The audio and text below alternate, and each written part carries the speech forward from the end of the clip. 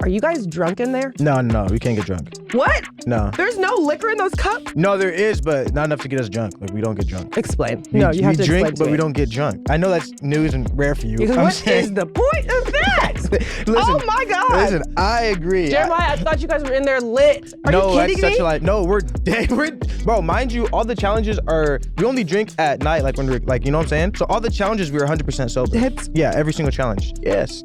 No, we're dead sober. It's like, bro, we're waking up at like 7 a.m. to go do those. You've mentioned that too, that the days are long and it's really grueling. Like you've only had like 2 to 3 hours of sleep. What is going on in the villa? Because obviously we only get an hour of a show that's, you know, pre-produced and cut down. There are some days like we go to bed when the sun is rising and then we wake up and then go study. So there is some crazy days, hour of sleep, 3 hours of sleep. The more and more I get away from it, the more grateful I am for it. Cause I'm just like, dang, we were just in Fiji. Like when I see them, I see me and my other islanders like, dang, that was us a year ago, bro. Like what a crazy thing to be a part of.